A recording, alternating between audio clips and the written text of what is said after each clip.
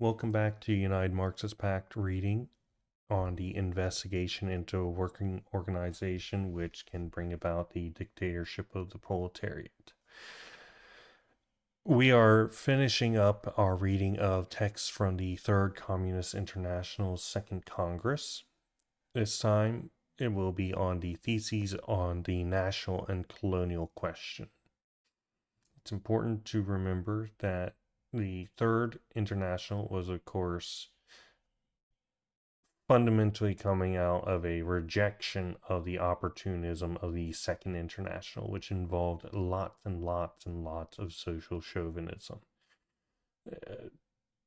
Defending the fatherland was the rallying cry, as Lenin put it. So, earlier in the conditions for the admission to the Communist International, it specifically stated that any imperialist or colonialist country's Communist Party must recognize and reject the entirety imperialism and colonialism of their national bourgeoisie. Oh yes, also this was coming out of the greatest inter-imperialist war at the time, which was World War I and was over principally the scramble for Africa.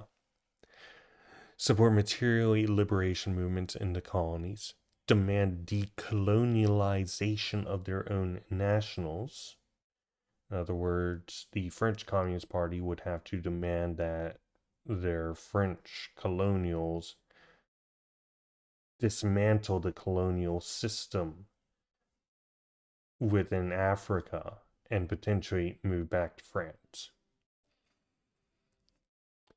Cultivate a fraternal bond between the working population and the colonies and their own, and propagandize the armies of their nation against imperialism and colonialism, and to turn imperialist war into civil war. So, with that said, let's get straight to it. The Communist International, Second Congress, 19th July to 7th August 1920. Theses on the national and colonial question. As you can see, this is written in many different languages. It's a little difficult to actually read. 1. An abstract or formal posing of the problem of equality in general and national equality in particular is in the very nature of bourgeois democracy. Under the guise of equality of the individual in general, bourgeois democracy proclaims a formal or legal equality of the property owner and the proletarian, the exploiter and the exploited, thereby grossly deceiving the oppressed classes. On the plea that all men are absolutely equal, the bourgeoisie is transferring the idea of equality, which is itself a reflection of the relations of commodity production, into a weapon in its struggle against the abolition of classes. The real meaning of the demand for equality consists in its being a demand for the abolition of classes. 2.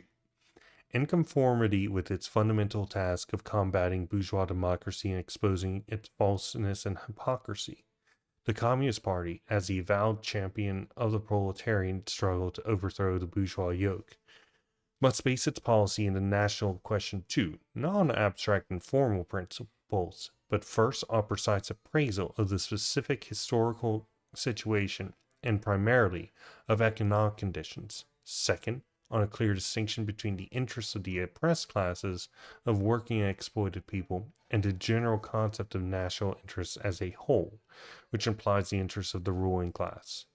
Third, on an equally clear distinction between the oppressed, dependent, and subject nations and the oppressing, exploiting, and sovereign nations, in order to counter the bourgeois democratic lies that play down the colonial and financial enslavement of the vast majority of the world's population by the insignificant minority of the richest and advanced capitalist countries, a feature characteristic of the era of finance capital and imperialism. Okay, I'll take this. The Communist Party must base its policies in the national question on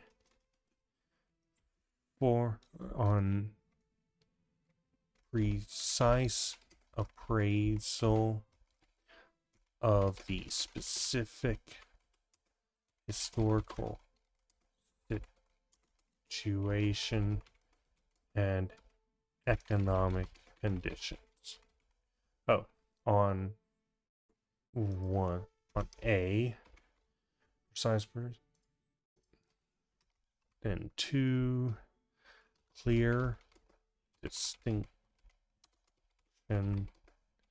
between the interests of the oppressed classes and the general concept of national interests as a whole.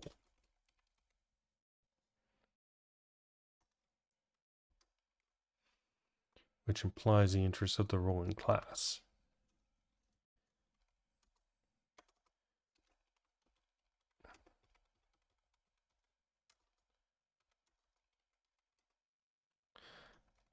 Translates the interests of the ruling class. Okay. And then on a distinction between the oppressed, dependent, and subject nations and the oppressing, exploiting, and sovereign nations. It must do these things to bring to light the reality of colonialism and imperialism and their basis in capital. So, a reminder that when your home is invaded, people slaughtered, you're forced out of your homes, and your land is colonized by the people that have slaughtered you, you are in fact in your right to defend yourself. And the defense of the defender is not in fact the same as the aggression of the invader. The invader has no right. The defender has every right. This is a distinction which must be drawn. Therefore, anybody calling, oh, what about the poor colonialists? Fuck them. No. No. Okay, back to the text. 3. The Imperialist War of 1914 to 18 has very clearly revealed to all nations and to the oppressed classes of the whole world the falseness of bourgeois democratic phrases, by practically demonstrating that the Treaty of Versailles of the celebrated quote-unquote Western democracies is an even more brutal and foul act of violence against the weak nations than was the Treaty of Brest-Litovsk of the German Junkers and the Kaiser. The League of Nations and the whole post-war policy of the Entente revealed this truth with even greater clarity and distinctness. They are everywhere intensifying revolutionary struggle both of the proletariat in the advanced countries and the toiling masses in the colonial independent countries. They are hastening the collapse of the pay bourgeois nationalistic illusions that nations can live together in peace and equality under capitalism. Reminder, it used to be, and you still see this current of thought, that, due to all the trade relations and the supply chains and the reliance of interconnectedness for the national bourgeoisie, that would make an inter-imperialist war impossible. It would make war between developed capitalist nations impossible, because if war would happen, then there's a breakdown of these supply chains and trade routes and so on and so forth. And, the ruling class, the people who are in charge of determining when war happens, would be brought to ruin from it, then obviously they would never choose to go to war. This did not carry out. Lenin saw it coming. Anybody who had some inkling of the character of bourgeois society saw it coming, but the bourgeoisie did not.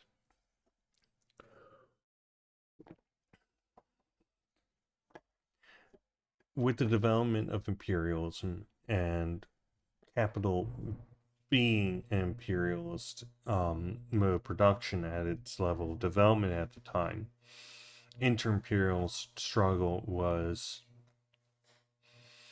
unavoidable entirely. Just there's no chance for any avoidance of such. So yes, some bourgeoisie suffered under the war. More often than not, in fact, though, most of these supply chains survived because they just kept trading with their national quote unquote enemies. While they sent the proletariat to fight and bleed and die on the battlefields while they fought against their own country's tanks.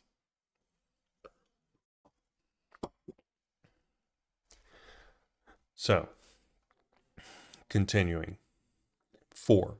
From these fundamental premises, it follows that the Communist International's entire policy on the national and colonial question should rest primarily on a closer union of the proletarians and the working masses of all nations and countries for a joint revolutionary struggle to overthrow the landowners and the bourgeoisie. This union alone will guarantee the victory over capitalism without, I'm back, sorry.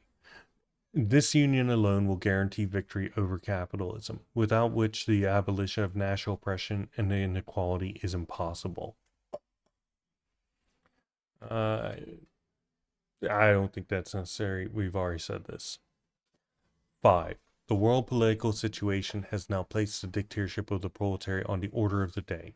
World political developments are of necessity concentrated on a single focus: the struggle of the world bourgeoisie against the Soviet Russian Republic, around which are inevitably grouped, on the one hand, the Soviet movements of the advanced workers in all the countries, and on the other, all the national liberation movements in the colonies and among the oppressed nationalities, who are learning from bitter experience that their only salvation lies in the Soviet system's victory over world imperialism.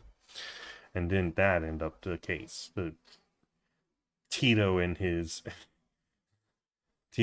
third way, his non-aligned movement nonsense. Absolute junk. So annoying. Actually, no, this doesn't belong here. Okay.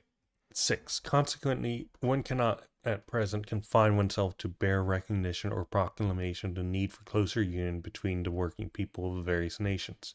A policy must be pursued that will achieve the closest alliance with Soviet Russia of all the national and colonial liberation movements. The form of this alliance should be determined by the degree of development of the communist movement of the proletariat in each country, or the bourgeois democratic liberation movements of the workers and peasants in backward countries or among backward nationalities. 7. Federation is a transitional form to complete unity of the working people of different nations.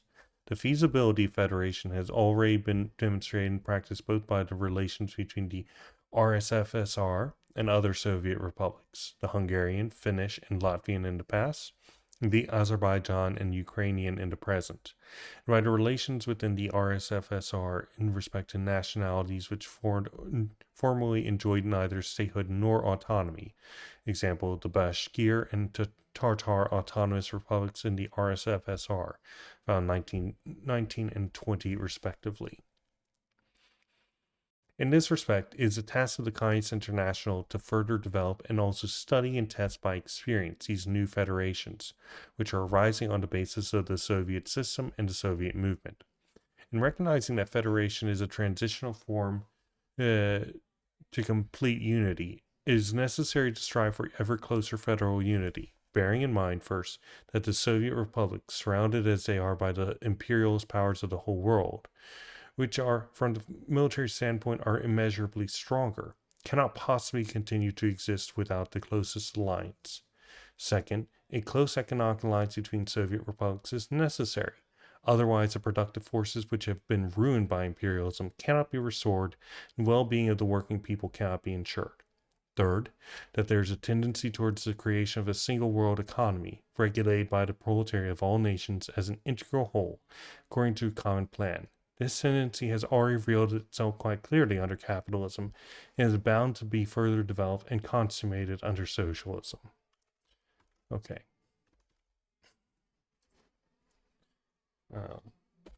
Okay. So let's see. In this respect,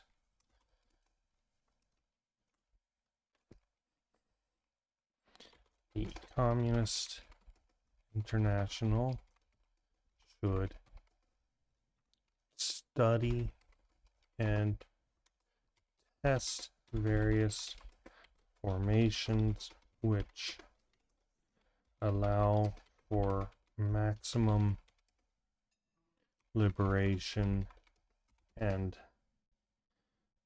development of oppressed nations.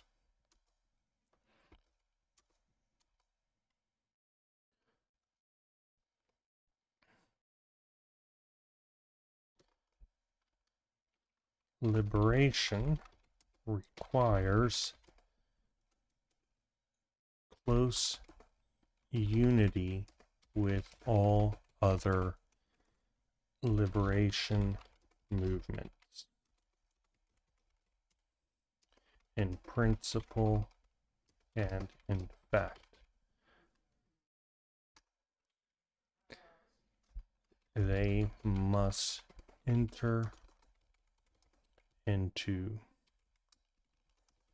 military alliance, economic alliance to develop productive forces,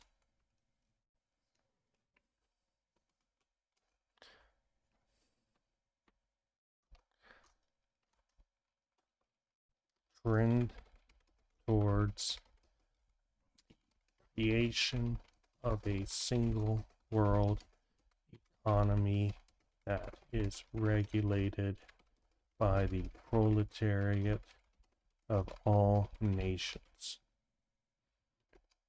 as an integral whole and according to a common plan. Nations that are economically oppressed, of course, will have little interest in entering into an economic alliance which furthers that oppression. Communist International must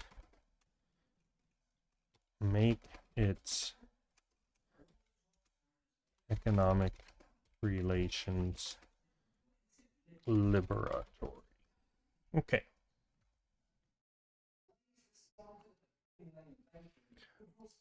Back to text.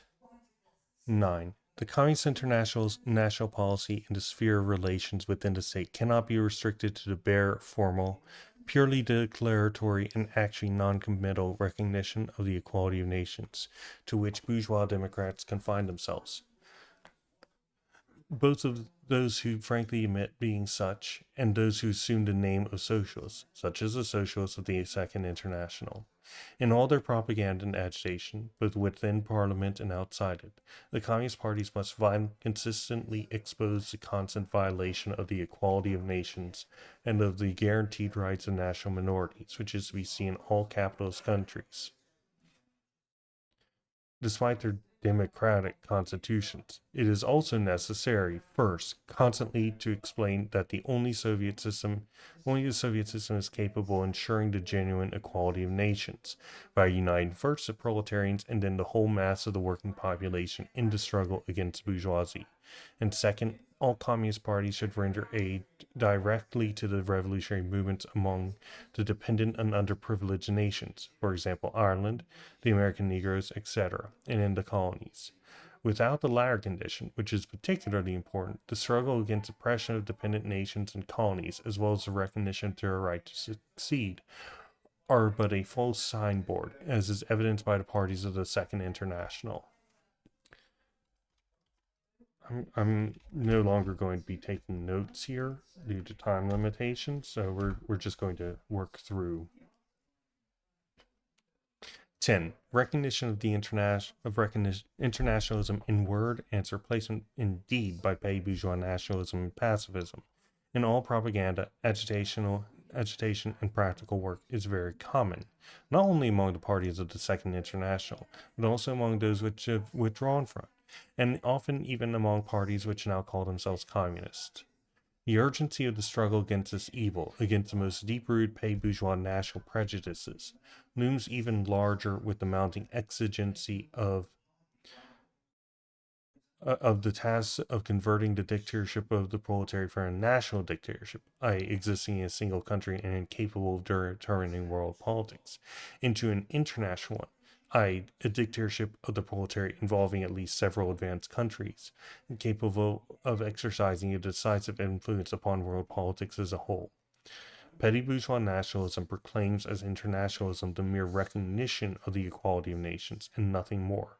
Quite apart from the fact that this recognition is purely verbal, petty bourgeois nationalism preserves the national self-interest intact, whereas proletarian internationalism demands first that the interests of proletarian struggle in any one country should be subordinated to the interests of that struggle on a worldwide scale, and second, that a nation which is achieving victory over the bourgeoisie should be able and willing to make the greatest national sacrifices for the overthrow of international capital.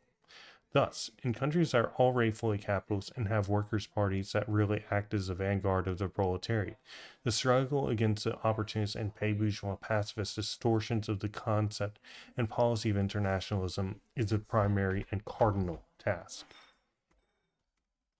Okay, that's a good bit.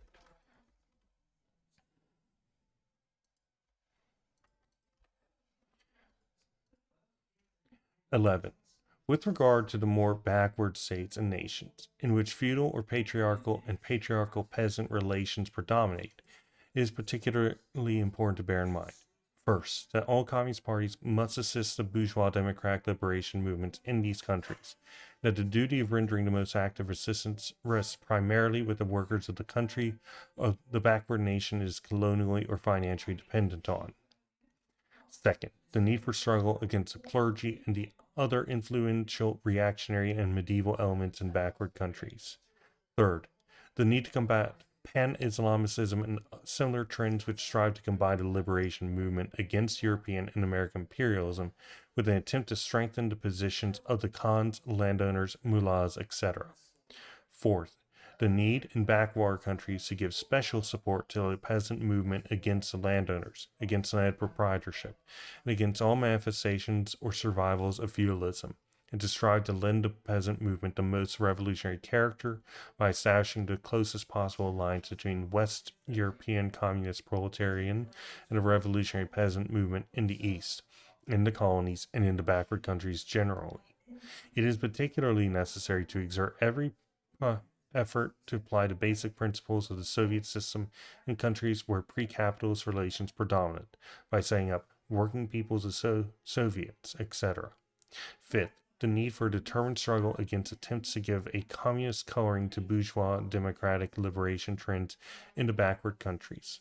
The Communist International should support bourgeois democratic national movements in colonial and backward countries only on the condition that, in these countries, the element of future proletarian parties, which will be communism not only in name, are brought together and trained to understand their special tasks, i.e., those of the struggle against the bourgeois democratic movements within their own nations.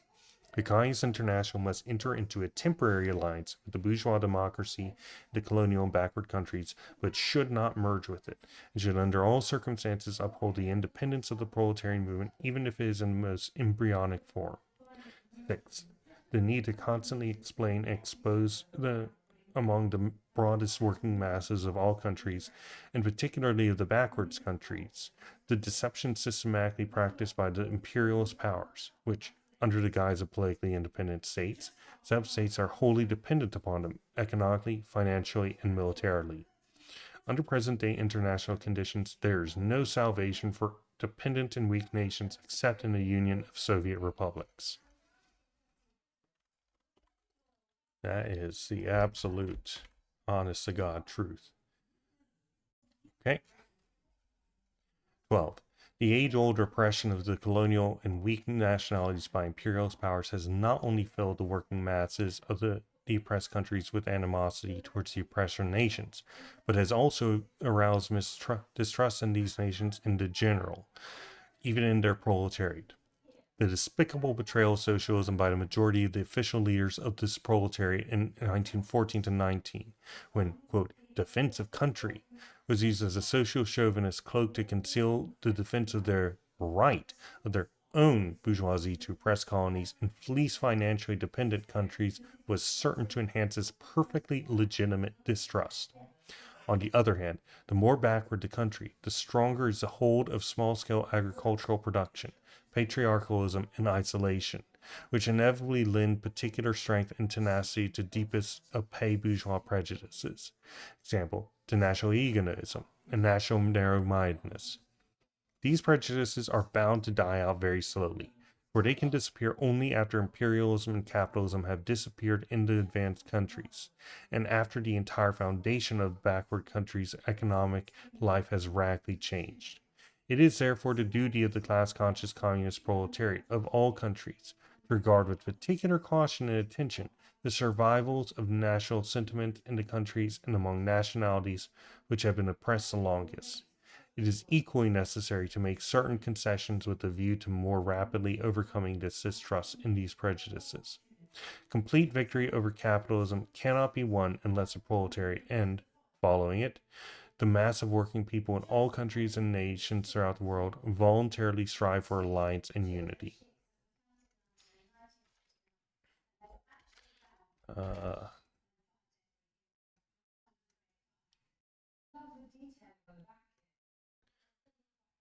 uh, should this be here or in Dictatorship of the Proletariat?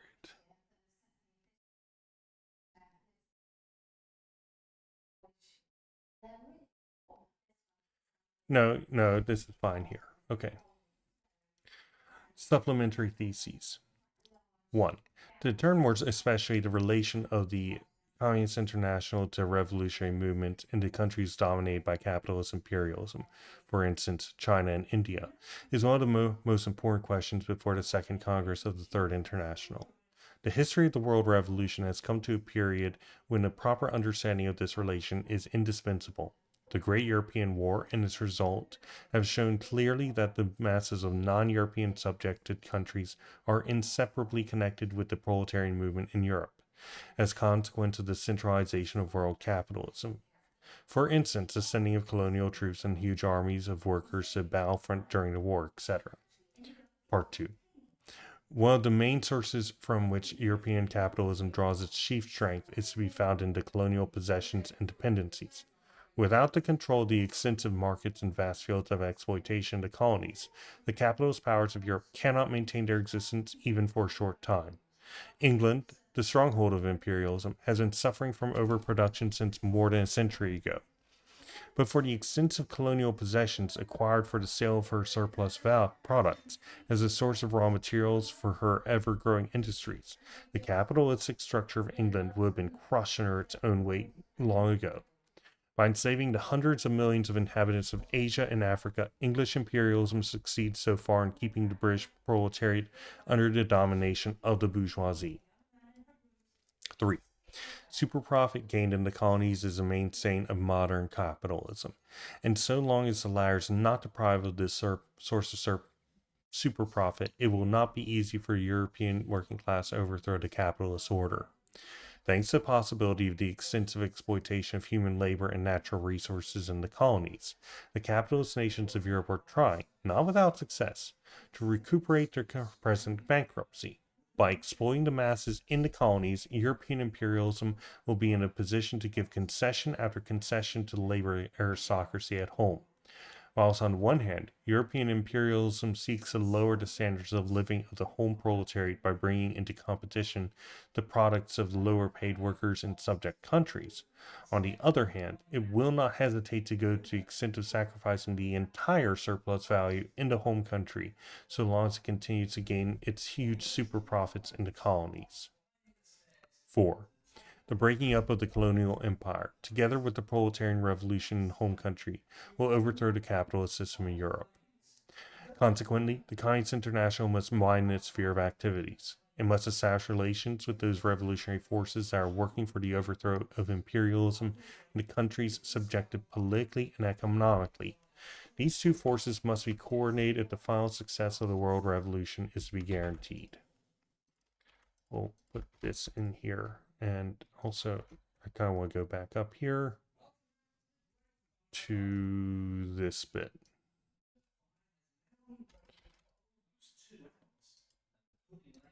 And it's in the wrong order, but I think that order actually works a little better. 5. The Communist International is the concentrated will of the world revolutionary proletariat. Its mission is to organize the working class of the whole world for the overthrow of the capitalistic order and the establishment of communism. The Third International is a fighting body which must assume the task of combining the revolutionary forces of all the countries of the world, dominated as it was by a group of politicians, permeated with bourgeois culture. The Second International failed to appreciate the importance of the colonial question. For them, the world did not exist outside of Europe. They could not see the necessity of coordinating the revolutionary movement of Europe with those in non-European countries. Instead of giving moral and material help to revolutionary movements in the colonies, the members of the Second International themselves became imperialists. 6. Foreign imperialism imposed on the Eastern peoples prevented them from developing socially and economically side by side with their fellows in Europe and America. Owing to the imperialist policy of preventing industrial development in colonies, a proletarian class, in the strict sense of the word, could not come into existence here until recently. The indigenous craft industries were destroyed to make room for the products of centralized industries in imperialist countries.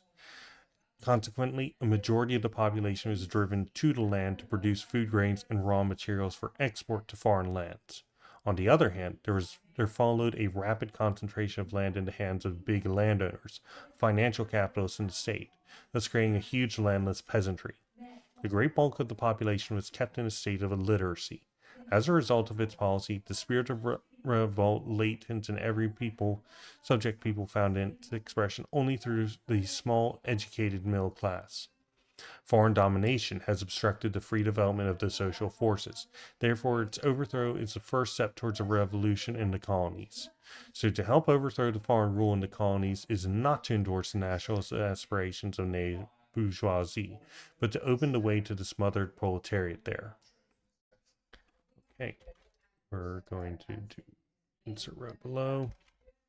Oop.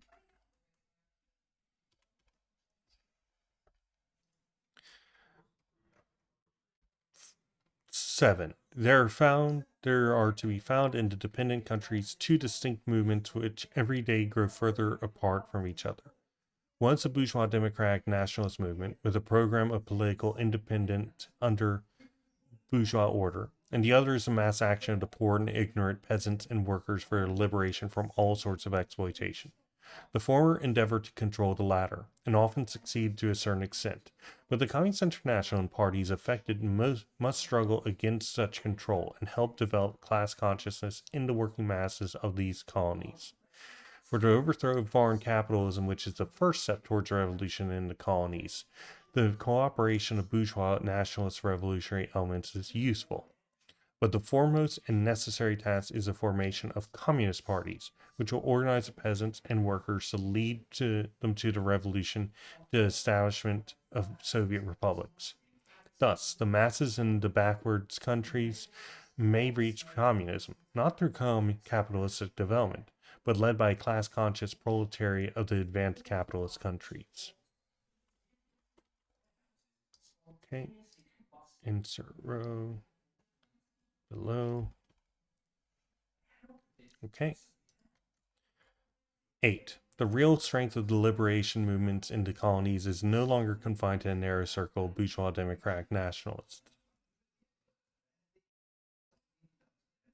In most of the colonies, there already exists organized revolutionary parties which strive to be in close connection with the working masses. The relation of Communist International with the revolutionary movement in the colonies should be realized through a medium of these parties or groups, because they were the vanguard of the working class in their respective countries.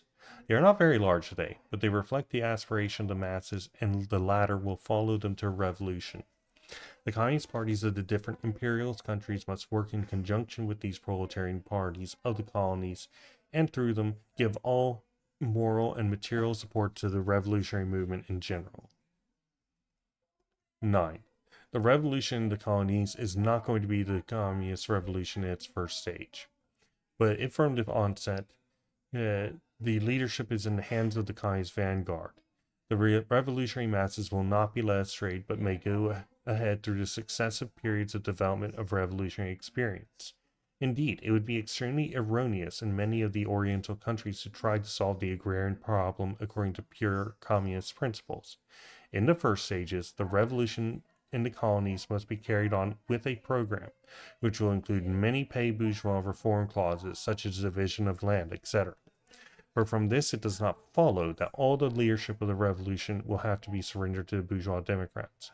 On the contrary, the proletarian parties must carry on a vigorous and systematic propaganda of the Soviet idea and organize the peasants and workers' Soviets as soon as possible.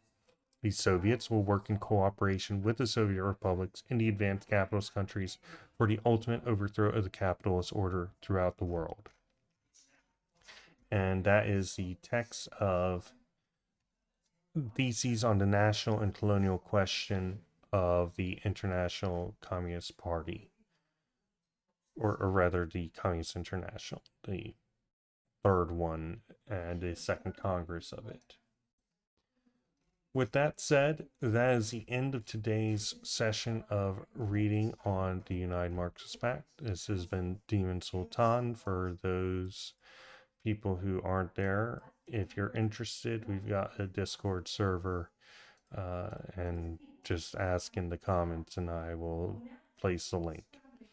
With that said, we're signing off and have a wonderful Christmas.